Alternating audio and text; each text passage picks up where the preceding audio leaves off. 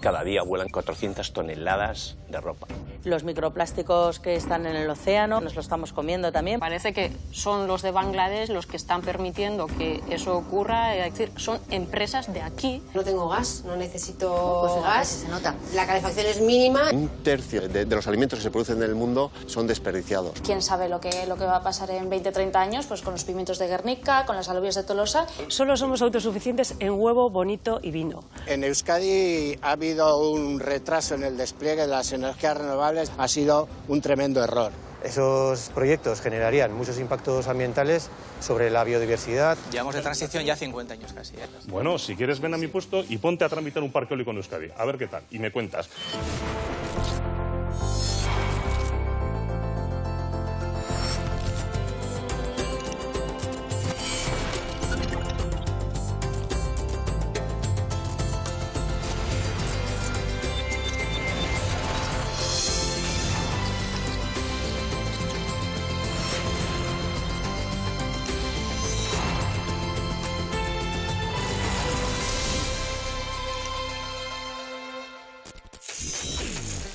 $2.200 millones de personas en todo el mundo no saben lo que van a comer cada día.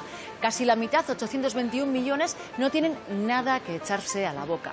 El resto, 4.800 millones de personas, vivimos por encima o muy por encima de nuestras necesidades. Tanto que para lo que consumimos necesitamos más del doble de los recursos que nos proporciona actualmente el planeta. Inmersos en el consumismo, estamos convirtiendo el mundo en un gigantesco basurero al que los vascos y las vascas arrojamos parte de los 1.000 millones de toneladas de alimentos y más de 800.000 toneladas de ropa que desechamos, afectando cada vez más al medio ambiente. Y esto va creciendo. Superconsumo de comida, ropa y también de energía, teniendo en cuenta la dependencia energética de hasta el 90% de Euskadi, que nos lleva a la necesidad de apostar por fuentes verdes. Hoy, en El Cambio, les proponemos un viaje por el superconsumo y su superimpacto en el medio ambiente.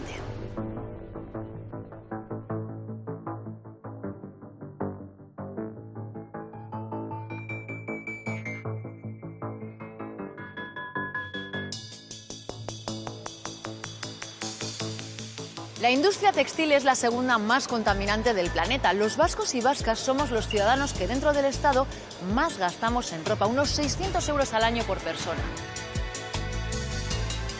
En 2030 el consumo de ropa aumentará un 63% según el Foro Económico Mundial.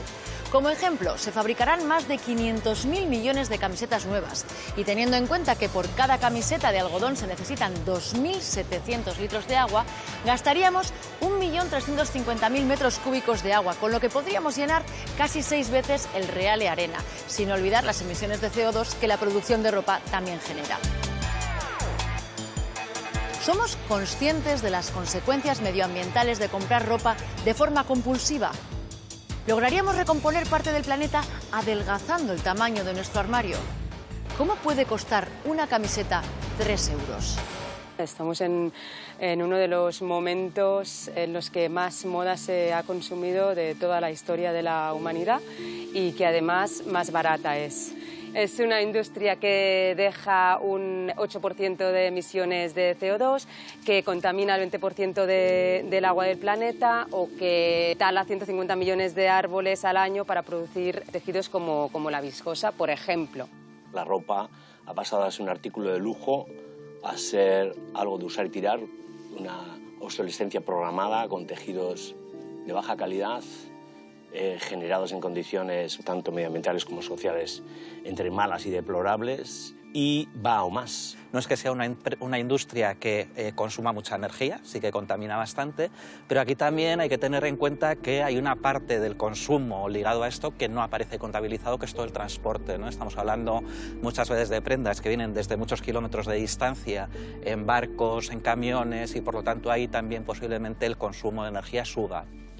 La industria de la moda es una de las menos sostenibles y desde luego es una de las cosas que primero habría que cambiar. Pero es complicado, porque al igual que a todos nos gusta ir a ciertos sitios a comprar la comida porque es mucho más fácil y más barato, Cuando vamos a comprar ropa también nos gusta ir a determinados sitios que nos lo ponen todo a la vista y es muy barato. España es en realidad el paraíso del fast fashion, que está vendiendo un abrigo en Shanghái, se ha producido en la provincia al lado, pero para control logístico ha venido al Estado español y ha vuelto a volar otra vez allí. Cada día vuelan 400 toneladas de ropa por avión. Los ejemplos más claros son las montañas de residuos de la ropa textil, que no sabemos qué hacer con ellas, los microplásticos que están en el océano a la hora de lavar estos tejidos, nos lo estamos comiendo también porque se lo comen los peces. Cuando lavamos la ropa, todas las prendas que están hechas de poliéster desprenden unas microfibras que se convierten en micropartículas que van directamente a los océanos. En 2050 se dice que habrá más plásticos en el mar que peces. Cada vez que lavamos una prenda de ropa se desprenden aproximadamente unas 700.000 microfibras. Hay una media de 11 kilos al año que se echan a la basura. Se recicla el 1% de la ropa. Las prendas que están producidas con materia orgánica se desintegran mucho más rápidamente, pero las que están producidas con tejidos que provienen del petróleo, como el spandex, el nylon o el poliéster, pues pueden llegar a tardar unos 200 años en biodegradarse. Estar a tiempo para apelar a la gente, realmente ya no estamos a tiempo. Ahora ya es una urgencia que tenemos que, aunque sea intentar, contrarrestar este impacto y empezar a dar la vuelta hacia atrás.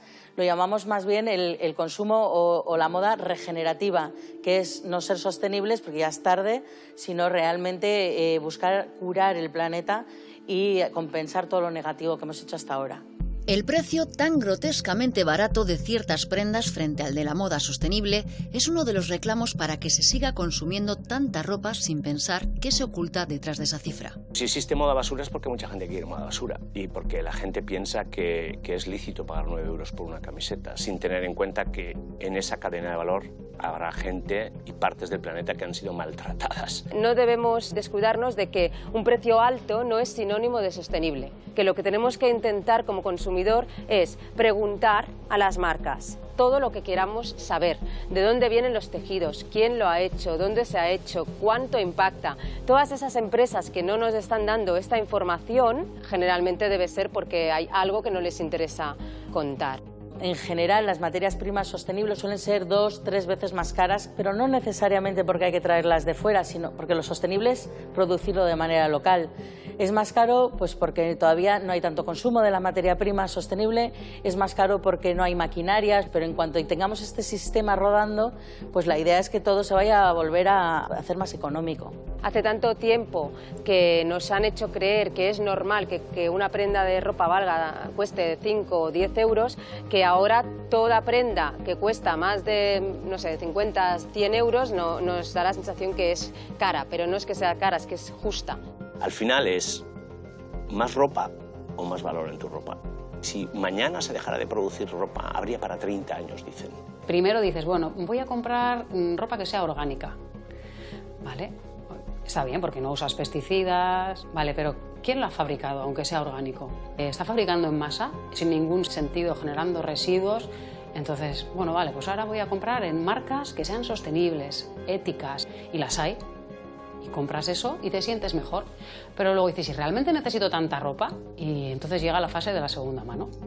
Y empiezas a comprar de segunda mano. Y igual es de una marca que no es sostenible, pero iba a acabar en la basura. La segunda mano es lo más sostenible que hay. En el enorme agujero medioambiental causado por la moda de usar y tirar, aparecen en la industria textil vasca unas visibles puntadas de hilo sostenible.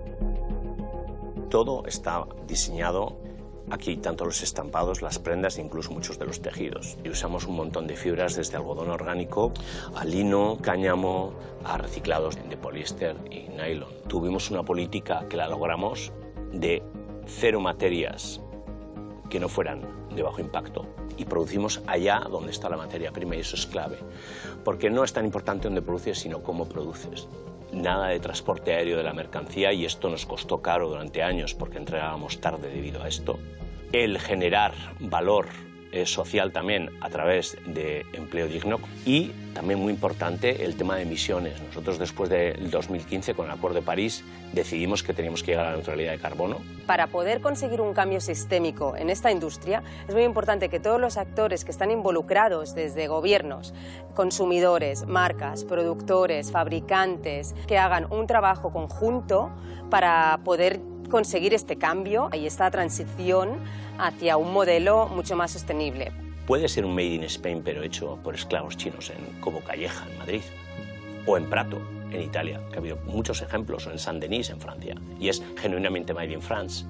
Y puede ser fabricado en una fábrica india, de comercio justo, certificado orgánico, etcétera, etcétera. O sea, el impacto de las materias primas tiene que ver sobre todo con el CO2. La tendencia sostenible no asusta a las marcas de moda rápida. Incluso muchas de ellas se apropian y visten con sus postulados. ¿Puro disfraz? Las empresas que se dedican a todo lo que tiene que ver con el fast fashion evidentemente se sienten perjudicadas por lo que es la moda sostenible. Son empresas que basan su negocio en producir productos muy baratos a un coste también muy bajo y que precisamente lo que necesitan es que haya mucha circulación de producto y mucha compra todos los años. La moda sostenible va en el sentido contrario. Y no hay duda que se hacen cosas en aras de la sostenibilidad.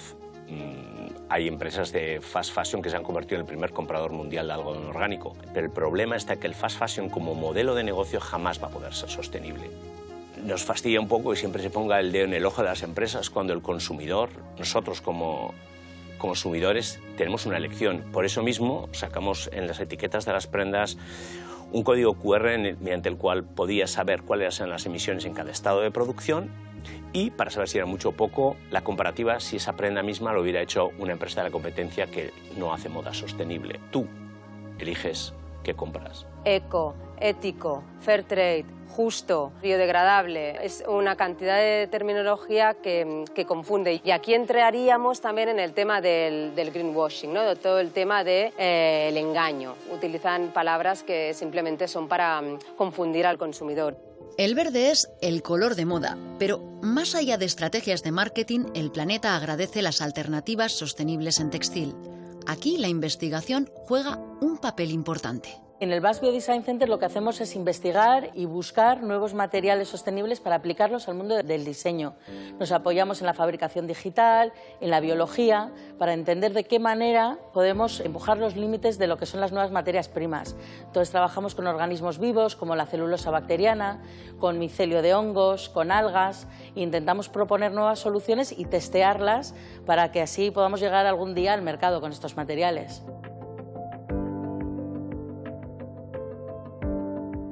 La celulosa bacteriana, o conocida como el cuero de kombucha, es un material que cultivamos aquí y es una celulosa que se cultiva, una especie de kéfir, digamos, es el hongo, se convierte en una especie de cuero. Y hemos probado hacer un bolso, hacer una especie de quilt, edredón. La kombucha, por ejemplo, tiene un olor a fermentado, que bueno, luego se va pasando a algún olor más dulce, y tiene un tacto diferente. También hay una parte de educar al consumidor en entender que van a cambiar un poquito los productos. Alternativas al fashion en realidad los tiene, o sea, una es la segunda mano, sin duda, que está ahora mismo creciendo. Otra es el alquiler de ropa, que nosotros llevamos haciendo ya desde hace más de 4 años.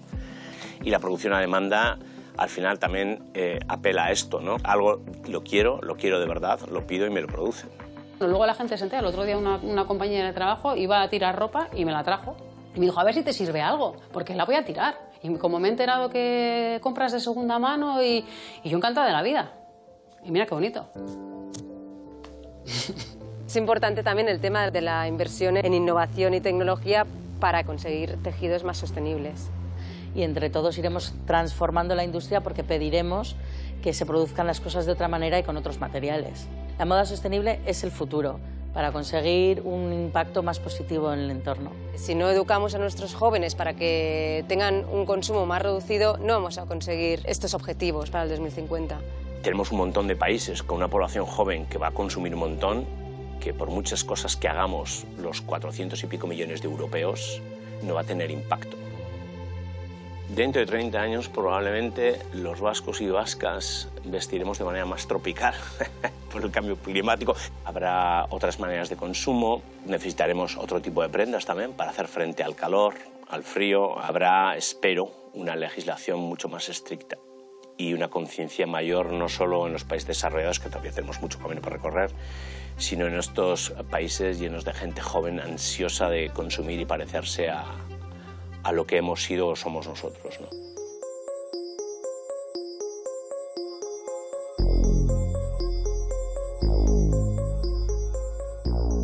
Analizamos qué hay detrás de la moda de usar y tirar con nuestra mesa de expertas y expertos.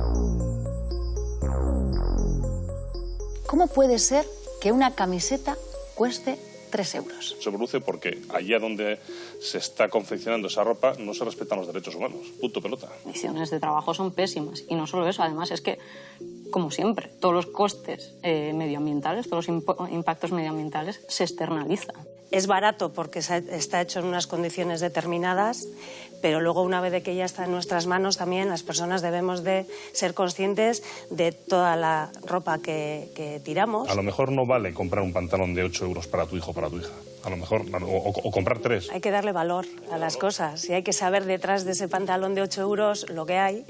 Al final muchas veces valoramos las cosas en función de lo que pagamos y no es así, iguales. Hemos banalizado además el tener ropa, se compra ropa en grandes cantidades porque es barata, o sea, y luego todos estos sistemas también de comercio que existen, ¿no? De que nos traen ropa de China, luego la podemos devolver con mucha facilidad si no nos gusta. Mucha gente sigue comprando muchas veces cosas de muy poco valor sin darse cuenta del impacto que tiene todo ello en tema de transporte, de energía, de los buques que tienen que venir desde China hasta las costas para llegar hasta tu vivienda, y ese coste no lo tenemos en cuenta, ¿no? Y no sé si es posible o se podría plantear pues, que los gobiernos limitaran de alguna forma la producción, que pusieran topes a un sector que es tan degradante para el planeta. ¿Qué pasa con la basura nuclear? Nosotros no la queremos, pero la llevamos a África. La electrónica no queremos, hacemos África. La producción de textil, ¿cuánto cuesta? No la hacemos nosotros, nos lo hacen en el este. Tenemos que tener una conciencia global y tiene que haber una política de etiquetado, que la gente sepa en qué lugar del mundo se ha producido y qué coste tiene eso. Pero tampoco a los países que están en vías de desarrollo por decir, no, ahora vamos a parar el mundo, porque ya hemos llegado a un punto en el cual nosotros ya hemos destrozado el planeta y ahora que has empezado a destrozarlo tú no lo destroces, que ya lo he destrozado yo antes, ¿no? Tenemos que tener un poquito de conciencia y equidad. Sí, no, o sea, tampoco ahora tenemos que hacer pasar a Bangladesh durante otros 100 años lo que ha ocurrido aquí. Por supuesto que no. Tenemos otra tecnología, tenemos otras maneras de hacer las cosas, y al de Bangladesh podemos pagarle 1.000 euros como se puede estar pagando. La tendencia también en los tratados internacionales es que ya se está exigiendo cláusulas espejo. Lo mismo que se está pidiendo a las empresas europeas es exigirle a las empresas que quieran importar. Parece que son los de Bangladesh los que están permitiendo que eso ocurra, que tengan esos empleos lamentables y que estén contaminando el medio ambiente. Es decir, son empresas de aquí las que están llevando parte de su producción allí porque es más fácil y más rentable para ellas. Vamos a exigir a las empresas de aquí, o si se van a ir allí, que los estándares los cumplan a pesar de que el país en origen no se los esté exigiendo. Eso va a pasar cuando las personas consumidoras exijamos también eso, ¿eh? Porque si solo exigimos que sea barato y no nos importa en qué condiciones está hecho, la industria no va a cambiar. Las industrias cambian en base a la demanda. Y si la demanda sigue siendo poco exigente y mira solo precio, pues entonces ¿para qué van a cambiar?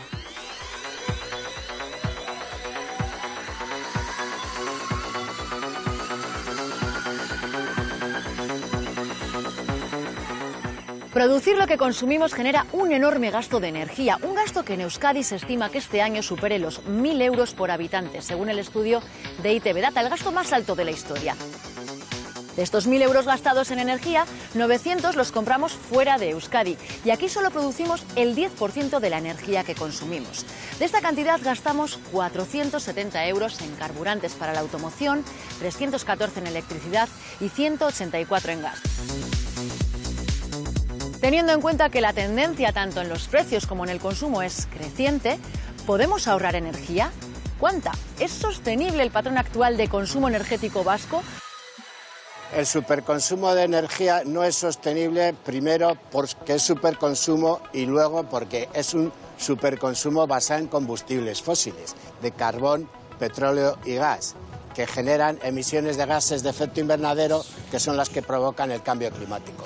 En nuestra vida diaria, si analizamos dónde estamos consumiendo energía, el consumo principal ahora mismo en Euskadi es el transporte. Reducir y replantear cómo nos movemos sería muy importante. El otro, todo lo que tiene que ver con el consumo de productos. Y luego todo lo que tiene que ver con la vivienda, aislarla y plantear mucho cómo estamos cuando encendemos luces, por qué las encendemos. El problema no es en absoluto las nuevas edificaciones que se construyan, porque estas vienen ya con unas técnicas de edificación de consumo neto de energía. El problema está con la reconversión del parque ya construido. El 80% del parque actualmente construido seguirá existiendo en 2050. Con lo cual, lo importante es que las políticas públicas ayuden con grandes cantidades de dinero y también con una normativa adecuada a que las comunidades de vecinos se vean incentivadas a que esas reformas de eficiencia energética en los edificios se puedan acometer de manera masiva en los próximos años. Darles una mejor orientación, darles un mejor aislamiento. No puede ser que estemos hablando de no hay que reducir consumo de gas. No, si lo primero que tenemos que tener es una envolvente, un aislamiento térmico, construir ya pensando en cómo provocar que ese edificio sea mucho más eficiente. Nos dirigimos hacia una vivienda realmente vanguardista. Su singularidad reside en el gran ahorro energético que se logra gracias a su acondicionamiento interior. Se trata de una reciente técnica de construcción llamada Passive House que surge hace 25 años en Alemania. En el interior de esta vivienda nos espera su propietaria, la periodista y presentadora Adela Ucar.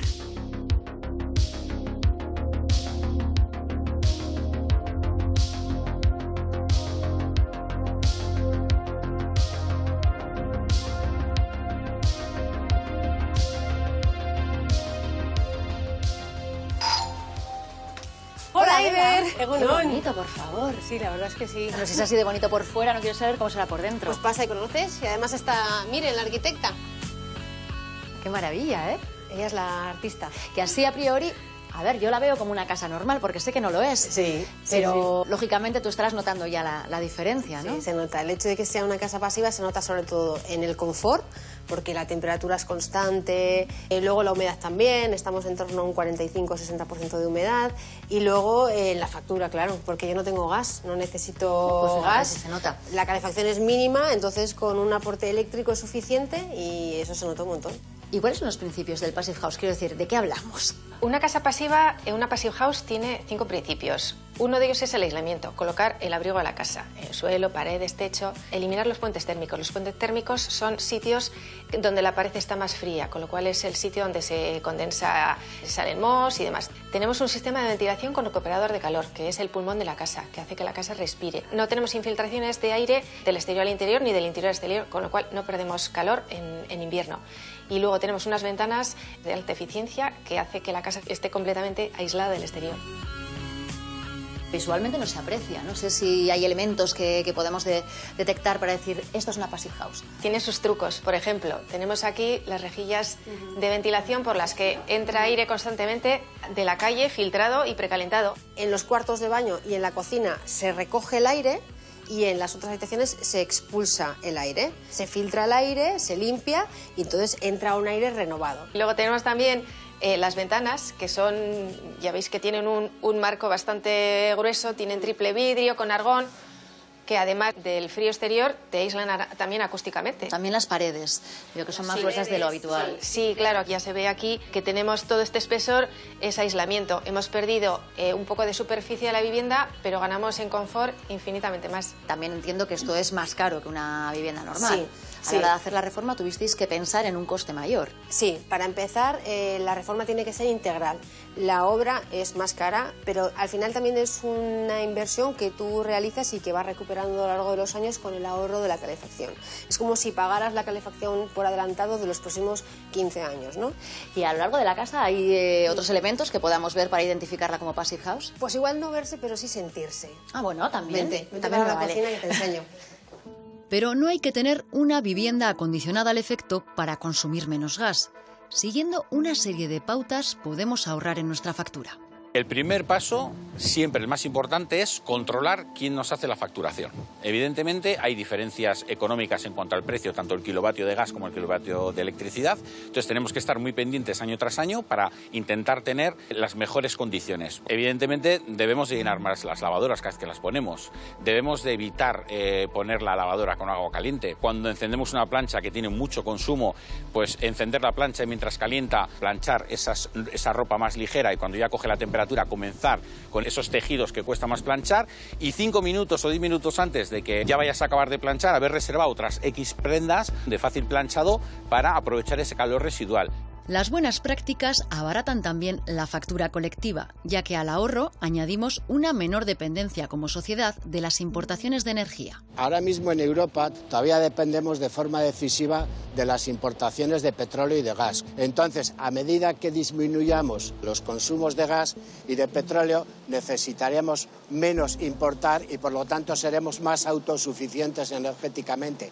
Estaremos menos vulnerables para que nos puedan manipular. La realidad de la pobreza energética da unos valores más bajos que en el resto del Estado, pero aún así seguimos teniendo unas bolsas de pobreza importantes que hay que empezar a regular, que tenemos que fijar topes hacia arriba y hacia abajo, es decir, quienes estén consumiendo mucho, que de alguna manera tengan que pagar más que el resto, y quien esté consumiendo poco posiblemente sea porque está en una situación de vulnerabilidad. Y ahí también tendremos que incentivar algún tipo de medida para paliar su situación. La nevera hay que tener en cuenta que es uno de los electrodomésticos que más consume en la vivienda, entonces puede rondar entre el 20 y el 25% del total del consumo. Pensemos qué es lo que vamos a cocinar, hay que sacar todos los productos de una sola vez.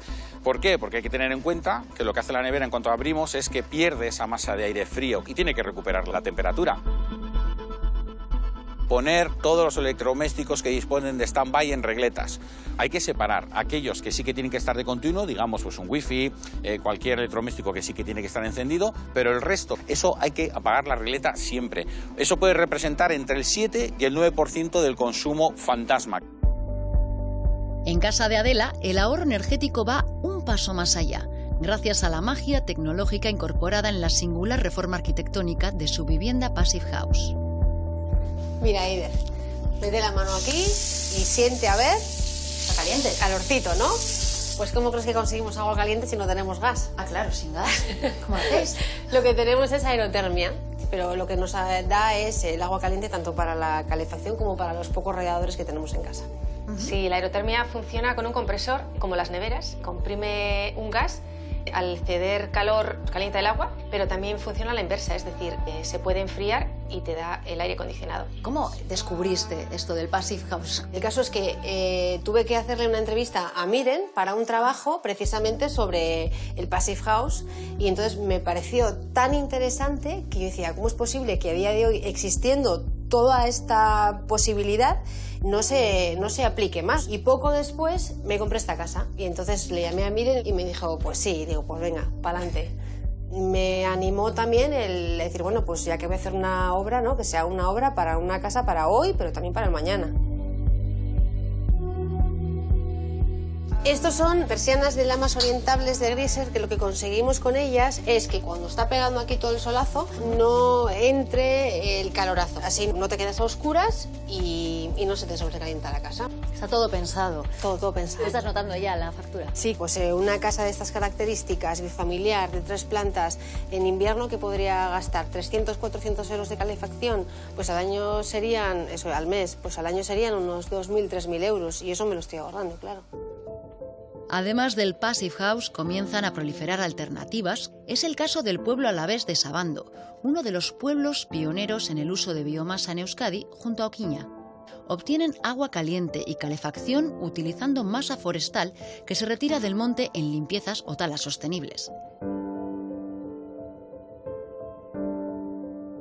Aquí tenemos lo que es la astilla que se usa para las calefacciones. Es una empresa que hace es con una maquinaria especial, tritura la astilla, se deja extendida durante unos 15 días y se acumula ya para pasar todo el año, consecuente con el impacto medioambiental. La madera viene del monte propio, se hace un beneficio porque se limpia el monte y se previene incendios, y aparte dejas de consumir o gasoil o gas. A la otra parte hay una sala de calderas, 2 calderas en línea, que funcionan en función de la necesidad o la petición de calor de los vecinos, y automáticamente desde unas tolvas que tenemos aquí va alimentando la planta. El sistema de calefacción, como si sería una comunidad de vecinos, es un anillo perimetral de todo el pueblo en el cual circula el agua aproximadamente a unos 79 grados, y los vecinos lo único que tienen son acometidas en los cuales no cogen el agua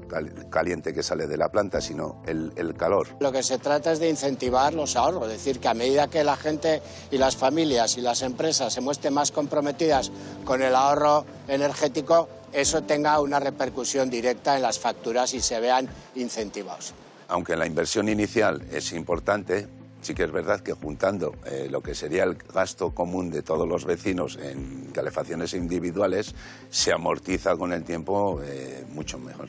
El consumo de calefacción que podíamos tener anteriormente a la implantación de la biomasa andaría sobre los 2.000 euros anuales en gasto, y con este sistema entre el 50% y el 40% de ahorro. Andará sobre 1.000, 1.100 euros al año una vivienda. Es bastante barato. También es porque los vecinos hacen parte del trabajo, ¿eh? Todo esto lo hacemos nosotros, no lo hace ninguna empresa. Nos preguntamos si estas alternativas de ahorro energético son una excepción atípica o ejemplos a incentivar. ¿Hacia qué futuro nos encaminamos?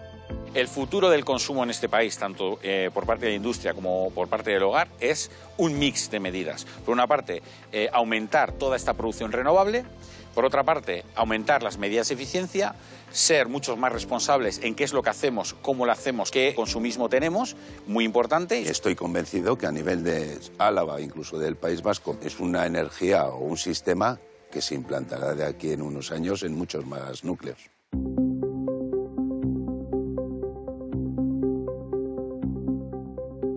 ¿Es sostenible el patrón actual de consumo energético? En Euskadi no, porque en Euskadi importamos masivamente la energía que consumimos, porque nuestra economía vive básicamente a la industria, y gran parte de esa industria es electrointensiva.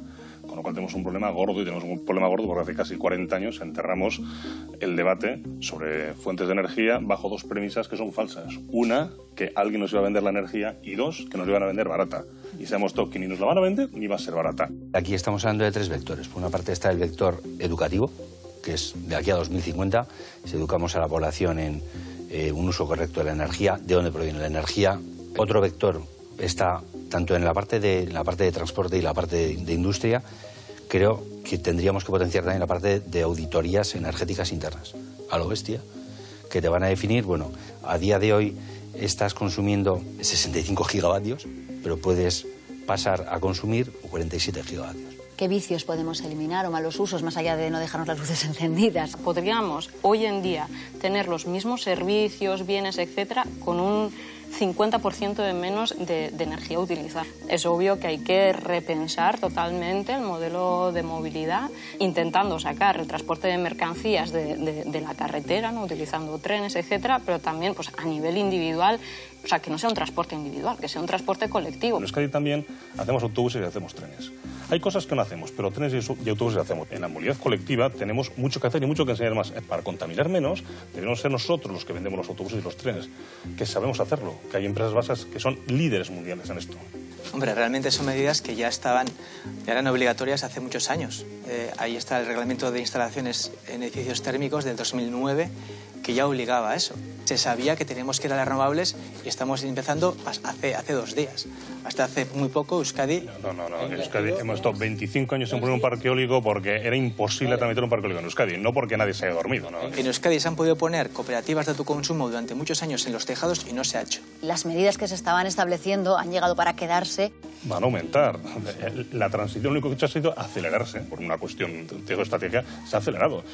Este país no ha renunciado a la nuclear, tampoco ha renunciado al gas. Ha renunciado a su nuclear y a su gas, porque nosotros encendemos efectivamente el 90 y pico % de las calderas con gas y compramos energía nuclear en el mercado, la que nos venden otros.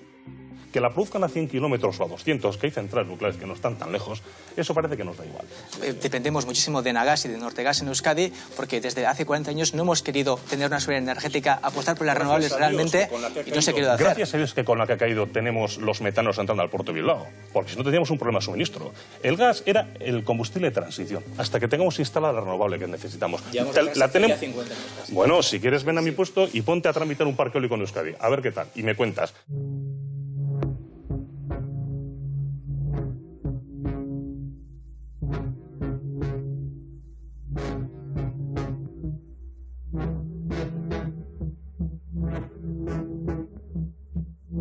Cada año vascos y vascas arrojamos a la basura 142 kilos de comida, según datos del gobierno vasco. Y aunque desperdiciamos 30 kilos menos al año que la media europea, tiramos un total de 311.000 toneladas de alimentos. Casi la mitad procede directamente de nuestros hogares. Pero además de desperdiciar comida, la producción y gestión de alimentos que acaban en la basura suma casi el 10% de los gases de efecto invernadero que emitimos a la atmósfera. Desde El Cambio nos planteamos cómo se puede reducir este enorme desperdicio en comida y qué hábitos debemos aprender para cuidar nuestro planeta. Este desperdicio de alimentos tiene consecuencias ambientales. Por ejemplo, para la producción de alimentos es el responsable entre un 20 y un 30% de los gases de efecto invernadero. Un tercio de los alimentos que se producen en el mundo son desperdiciados. Es decir, cuando desperdiciamos alimentos, cuando los tiramos a la basura sin utilizarlos, también estamos lanzando a la atmósfera gases de efecto invernadero de forma gratuita. Y no únicamente contaminamos al tirar comida, sino que gastamos más energía. Estaríamos hablando en torno a un 5% del consumo total de energía. Si lo pasamos al ámbito industrial, estaríamos hablando entre el 10 y el 15% del consumo de energía, ¿no? Ahí sí que ya podemos empezar a hablar de datos de consumos importantes. Aún así también depende mucho del tipo de producto que sea. Hay mucha agricultura que es de cercanía o que es de una vida muy corta y, por ejemplo, no habría que añadirle apenas transporte. Hay otros, sobre todo productos ultraprocesados, que además habría que añadirles el consumo en transporte para llegar hasta nuestras casas. Así que empezamos a hablar ya de unos datos más que notables. El 44% del desperdicio total de alimentos se produce en nuestros hogares. Otro 23-24% se produciría en lo que es la transformación de los alimentos, es decir, en la industria alimentaria, seguido luego por lo que es la fase de distribución y luego seguido de Horeca, que sería lo que es la parte de hostelería, de restauración, de lo que son los catering, con un porcentaje menor, acabando con la producción primaria, que es de un 1,5% del desperdicio alimentario del total. Nos detenemos en el derroche de comida en los hogares. Según un estudio, los jóvenes de 25 a 34 años son los que más comida tiran a la basura. La falta de conocimiento de recetas de aprovechamiento es uno de los motivos. En la cocina yo creo que tenemos que aprovechar todo lo que compramos, sobre todo los jóvenes que vamos así un poco a la carrera, y yo, bueno, que soy como mucho de recetas de aprovechamiento, os voy a enseñar a hacer un platazo, pues por ejemplo con estas sobras que tengo en la nevera. Que nos creemos como súper modernos con todo esto de las recetas de aprovechamiento, pero las auténticas reinas son nuestras amamas, o sea, en aquellas casas sí que no se tiraba de nada. Con estos tres ingredientes súper sencillos os voy a enseñar a hacer un plato que está como súper de moda, que es, bueno, un bol con salmón. Entonces yo, por ejemplo, que siempre suelo tener arroz blanco cocido en casa y sobra un montón, pues bueno, lo tenemos aquí.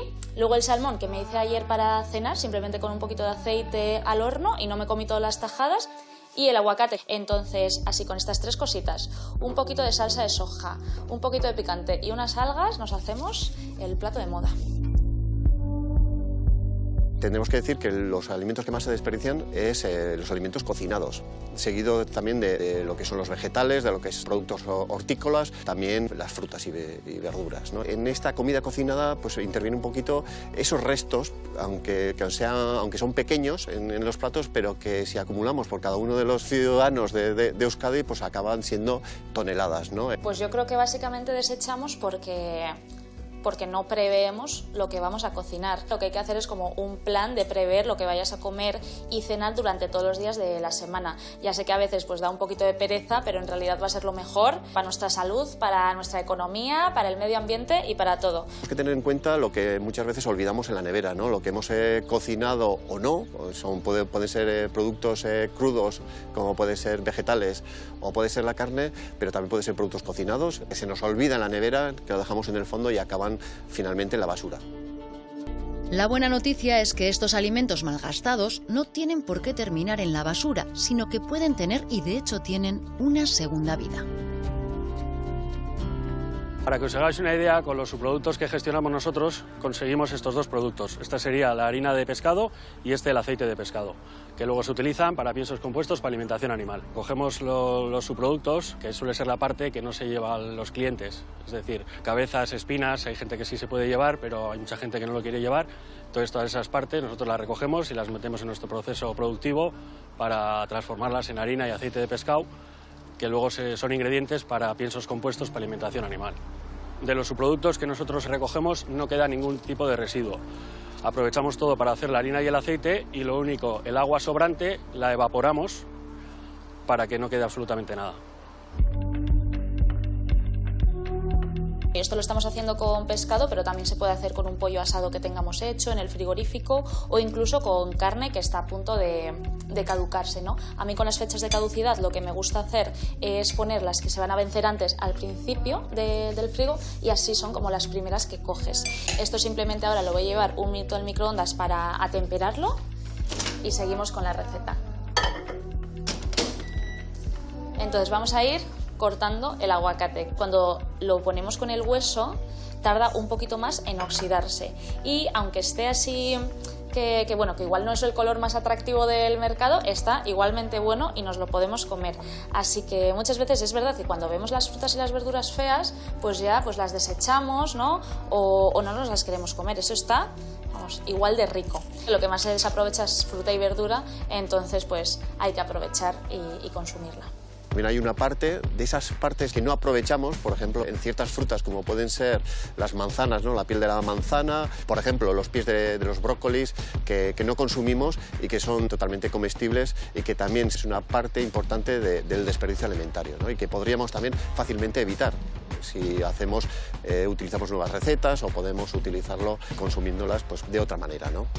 Esto ya ha pitado y ahora simplemente lo aliñamos al gusto. Hay gente que le pone mayonesa, picante, yo le pongo siempre salsa de soja, que me parece que le da el toque de salinidad y luego el picante, bueno, en mi casa tampoco falta. Ya veis que con pocos ingredientes se puede hacer un plato completo, sano, nutritivo y luego a mí me gusta añadirle aquí unas algas crujientes pues para hacer el plato un poquito más completo. Aquí tenemos nuestro arroz con salmón con recetas de aprovechamiento y esto está delicioso. La optimización alimentaria también se puede practicar al principio del ciclo, con la compra de productos que no requieran de tanta energía para su producción. A nivel de la industria agroalimentaria y cómo reducir su consumo energético, aquí tenemos dos elementos, ¿no? Por un lado, el ir a productos de proximidad. No solo tiene el valor añadido de no consumir energía en transporte, sino que además suelen ser productos con mucho menos procesamiento y por lo tanto con menos consumo de energía en la parte industrial de la agricultura. Y por otro lado también este tipo de agricultura normalmente es agricultura ecológica que utiliza menos fertilizantes y también los propios fertilizantes consumen una energía para fabricarse. Por lo tanto ahí todo lo que tiene que ver con consumo de productos de proximidad sí que puede ser muy importante a la hora de reducir el consumo energético. La concienciación medioambiental parece calar en la ciudadanía e implica cada vez más a otros sectores de la cadena alimentaria. Cada vez más pescaderías se están gestionando de esta manera. Yo creo que la concienciación va subiendo poco a poco, también la Administración ha estado haciendo campañas y aunque no han sido los primeros que han empezado con este tipo de gestión, antes lo hacían más las conserveras o empresas fileteadoras, ahumadoras, sí que es verdad que últimamente tanto supermercados como pescaderías han empezado a gestionar de esta manera. Tenemos que ser conscientes al final del desperdicio alimentario y de que productos que hoy en día son tan accesibles para nosotros como estas verduras, como el pollo, que es simplemente ir al supermercado y comprarlos, pues igual dentro de unos años no son tan accesibles. O sea, ya hay productos que están escaseando, ¿no? Pues las sequías, pues por las olas de calor. El despilfarro de alimentos es un problema que preocupa y desde luego desde la Unión Europea también las han establecido como uno de los objetivos principales en sus estrategias. Está en la estrategia de la granja a la mesa, el Pacto Verde Europeo. El horizonte de 2050 asoma optimista ante el desperdicio alimenticio. Y espero y confío en que se pueda reutilizar más de aquí en adelante y en 2050 el grado de reutilización sea mucho mayor que ahora. Seguro que para el 2050 llegamos a reducir el desperdicio de alimentos. Yo estoy convencido que para el 2030 podremos reducir el desperdicio de alimentos a la mitad, por lo menos a nivel de consumidores y también a nivel de distribución y restaurantes. Se va en buen camino, tenemos que colaborar entre todos para poder atajarlo. ¿Quién sabe lo que va a pasar en 20-30 años? Pues con los pimientos de Guernica, con las alubias de Tolosa y con productos que son tan nuestros y que tanto apreciamos en nuestra gastronomía. Casi la mitad del despilfarro alimentario proviene de los hogares. ¿Evitar ese despilfarro pasa por un cambio de hábitos? ¿Cómo se puede hacer? Sí, hay que cambiar los hábitos de consumo. Tenemos que pasar a un consumo responsable. Comprar solo aquello que podamos consumir. Hay que revisar mucho más la planificación de las compras que hacemos.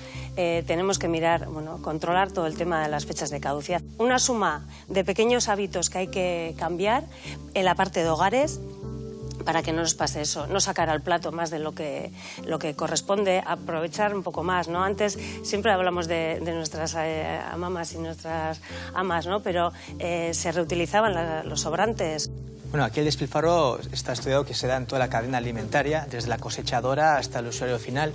Es cierto que en el usuario final es donde más despilfarro hay, pero también en el canal Horeca, es el de hostelería, el catering y la restauración, restaurantes, hoteles, incluso hospitales, colegios, a veces no se da demasiado, pero el despilfarro también en esas áreas es muy grande. Como consumidores creo que tenemos que plantearnos dónde queremos generar valor. Entonces depende de cómo compres, puedes generar valor en tu entorno y puedes generar valor de forma sostenible o puedes generar menos valor lejos o generar valor en las empresas de transporte que te están trayendo la comida desde lugares increíbles cuando en nuestro alrededor hay producción que puede ser precisamente más sostenible porque no hay ese transporte. La parte de valor que tenemos interiorizada es la que es más barato. Pero generalmente nos pasa lo mismo que con la ropa al final muchas veces, ¿eh? Eso teniendo en cuenta que somos un país que vende fuera, ¿vale? Que nosotros no seríamos capaces de bebernos todo el vino de Rioja. Que está bien que volvamos al local. Solo somos autosuficientes en huevo, bonito y vino. O sea, en todo lo demás no somos. Cuando estamos comprando un tomate de aquí, en temporada de tomate, estamos también promoviendo que nuestro sector primario también sobreviva. El tomate que viene de Marruecos, claro que es más barato que el que se elabora en cualquiera de nuestros baserris, pero hay que pensar lo que hay detrás, también cómo se ha producido, el CO2 que nos hemos dejado por el camino, que se habrá recogido verde y se habrá madurado en una nevera desde el punto de vista de saludabilidad. Todas esas cosas también hay que tener en cuenta a la hora de decidir si me compro un tomate de 1 euro o me compro un tomate de 3 euros. Si vamos al gran consumo, a las marcas blancas, que dejan detrás un largo reguero de víctimas en su forma de vender y en su forma de tratar a los proveedores, ahí también estamos retroalimentando una forma de consumir que tiene que cambiar. Es como todo lo anterior. En la alimentación también. Pero que además a veces un precio más barato al inicio, a la larga supone que igual has tirado parte de ese dinero que te has gastado, ¿no? Antes hablabas de las ofertas, igual compras más kilos de fresas porque vienen en oferta, pero luego la mitad de esas fresas las acabas tirando. O cuando vienen las cosas en packs, ¿no? Hoy en día muchas veces, cada vez más, la comida viene empaquetada. Y ese paquete no se adecúa a tu forma de vida o tu núcleo familiar o lo que sea. Se está una vez responsabilizando de todas las decisiones al último consumidor. Parece ser que cada uno tiene que tener un estudio y analizar exhaustivamente lo que tiene que tomar y si esto viene de Marruecos, estoy afectando a la economía local. Esas decisiones deben ir a otra escala. Eso debe ir desde un nivel más político y tienen que tomar esas decisiones a otro nivel para que no todas las decisiones recaigan en la ciudadanía.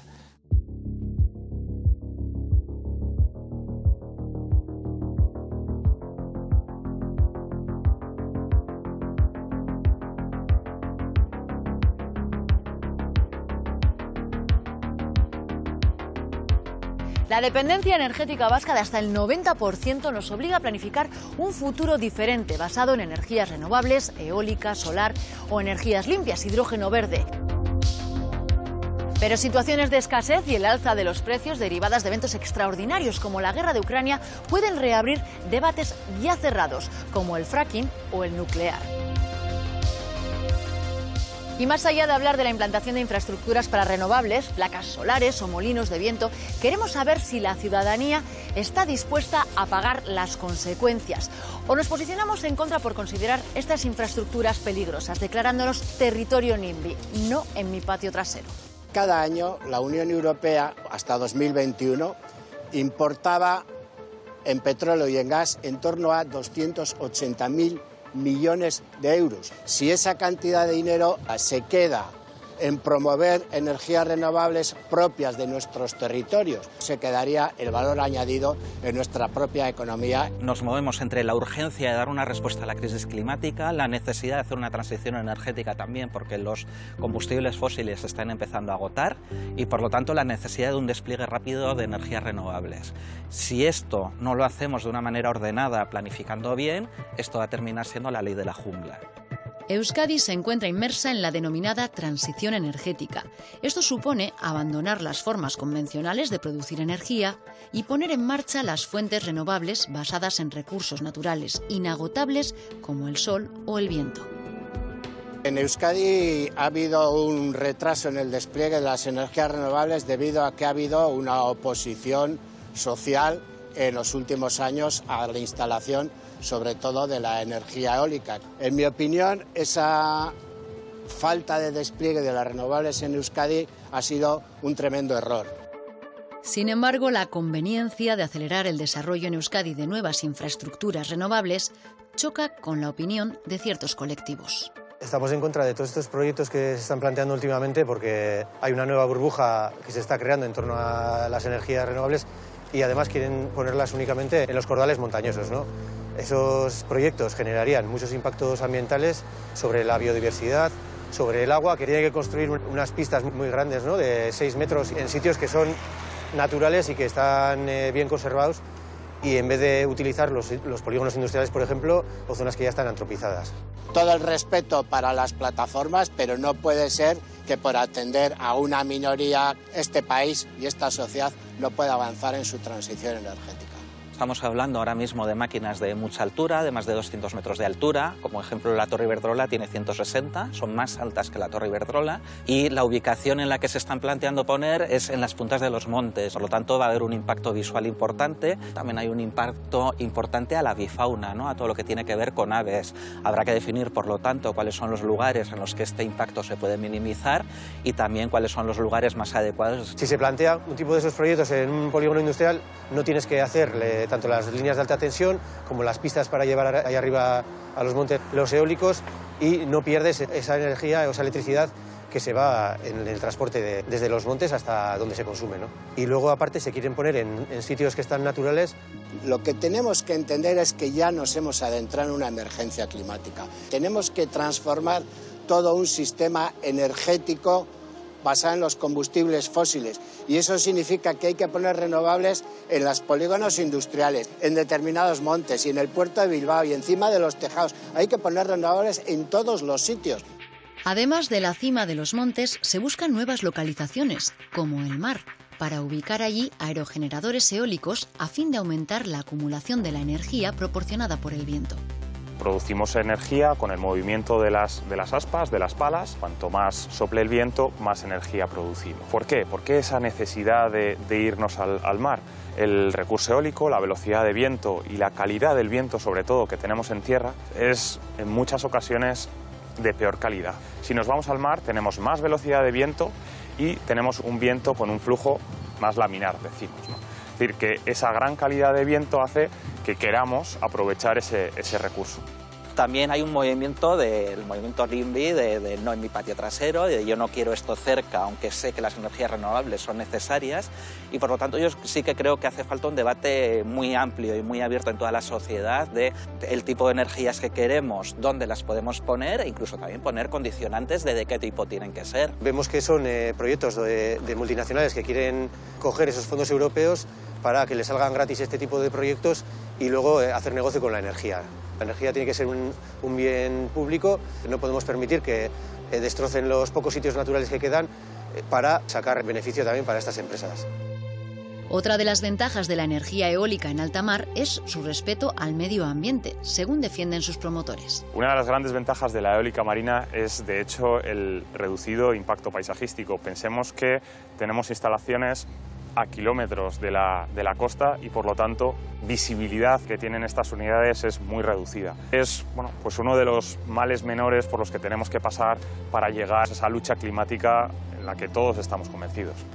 Sí, está claro que vamos tarde, pero no es por culpa de la gente que estamos en este tipo de plataformas. Las instituciones son las que no han hecho hasta ahora su labor, ¿no? Nos están acusando de estar en contra de todo, ¿no? Pero nosotros creemos que apostamos por una verdadera sostenibilidad, ¿no? Un cambio de paradigma que valga para tener un futuro totalmente sostenible, ¿no? Lo que no puede ser es que las instituciones se vean impedidas de desarrollar los proyectos que, cumpliendo la normativa legal y preservando aquellos lugares que tienen una mayor diversidad biológica y unas características especiales en el tema paisajístico, no se puedan desarrollar. Es importante desarrollar las renovables, pero sobre todo el desarrollo de nuevas tecnologías. No nos podemos centrar en las que tenemos, porque daros cuenta que los paneles tienen muchos materiales diferentes. ¿Qué va a pasar dentro de 25 años cuando esos paneles se queden obsoletos? ¿Vamos a tirarlos a la basura? ¿O estamos ya desarrollando paneles que sean reciclables para poder aprovechar esa futura materia prima? Pero, ¿cómo termina en nuestra casa la energía captada por el aerogenerador flotante en alta mar? Básicamente lo que hacemos es tender un cable que conecta la plataforma que llega a una subestación en tierra, donde ahí conectamos nuestras redes de transmisión y vertemos la energía en la red eléctrica. Estimamos que vamos a poder generar la electricidad equivalente al consumo de 2.000 hogares en la zona vasca. Estamos hablando de solamente una unidad. Nos damos cuenta también de la magnitud de la oportunidad que genera el implantar futuros parques. Es tal la necesidad de energía que tenemos que vuelven a resucitar debates sobre recuperar viejas alternativas como el fracking o la energía nuclear.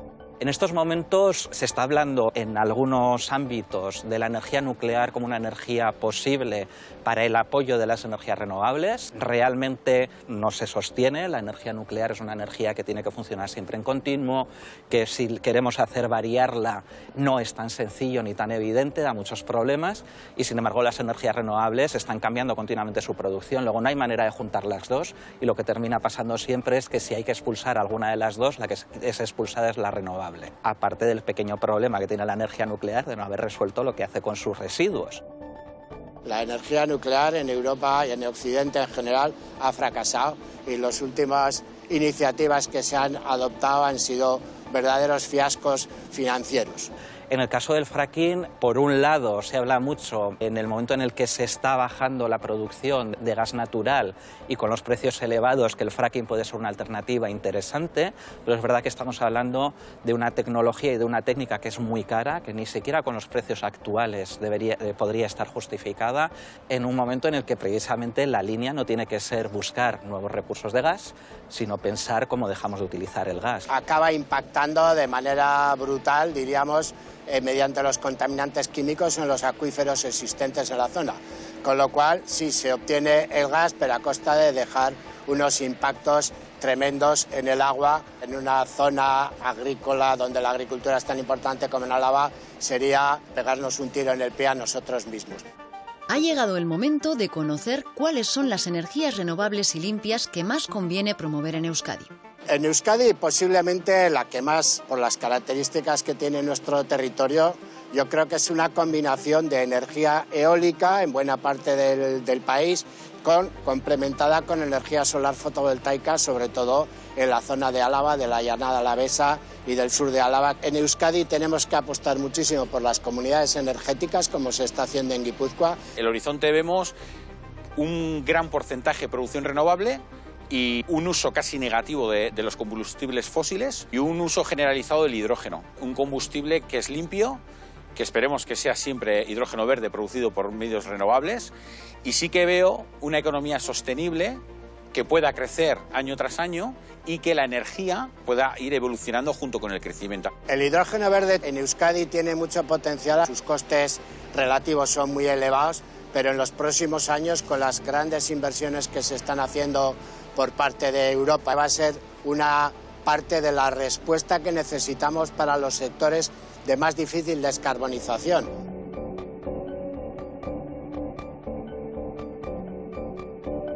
¿El hidrógeno verde es la gran esperanza del futuro?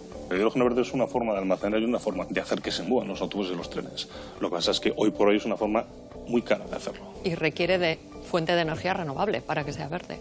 En toda esta imagen que nos estamos haciendo en el 2050 se abren muchas oportunidades para el desarrollo tecnológico e industrial de un país como Euskadi, donde tenemos las capacidades para no solamente ser usuarios de ese hidrógeno verde, usuarios de esa electrificación o usuarios de esas fuentes de energía renovables, sino para formar parte del desarrollo. También tenemos que dejar pelos en la gatera y que no podemos escandalizarnos si en el monte enfrente de casa nos ponen un parque eólico, porque en algún sitio vamos a tener que tener. Sí, pero también es importante que le demos un orden a todo, porque ya había un plan de ordenación de energías renovables en Euskadi que tenía que haberse aprobado en 2021 para ordenar dónde sí y dónde no podrían ir parques eólicos o centrales solares, y no se ha cumplido.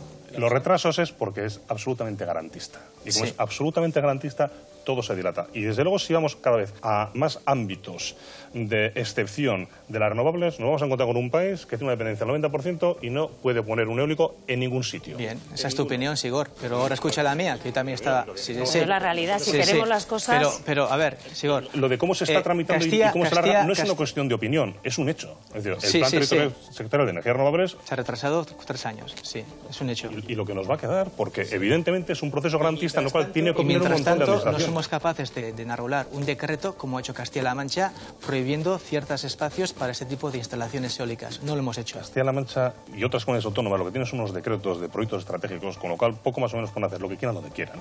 El mercado de la energía en el año 2050, ¿en manos de quién estará? ¿Seguirá en manos de las grandes corporaciones?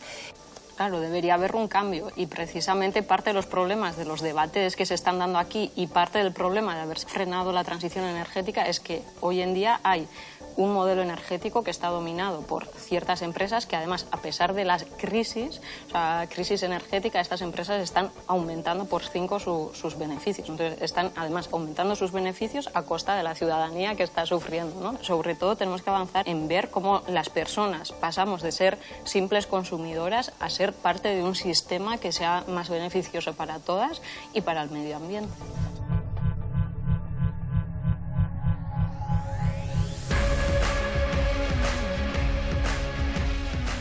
Ya lo han visto y oído. Hay cierta unanimidad en que si queremos llegar razonablemente vivos a 2050, tenemos que pasar del superconsumo al miniconsumismo y del consumo contaminante a uno más limpio y sostenible. Sin embargo, el debate sigue abierto sobre cuáles serán las nuevas fuentes de energía y cuánto tendremos que pagar por ellas. En el próximo programa del Cambio hablaremos del rastro de gases de efecto invernadero que dejamos cada uno y cada una de nosotras en el planeta, la denominada huella de carbono. Vivir deja huella inevitablemente. Por eso conviene recordar la máxima del arquitecto Mies van der Rohe: menos es más.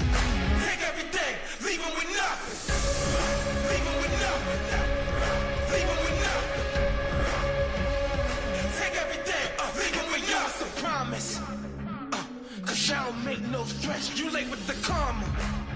And I'm here to collect your debt, I'm a loaded revolver. And you playing Russian roulette, I deliver the drama. As soon as I find them, teach them what they want for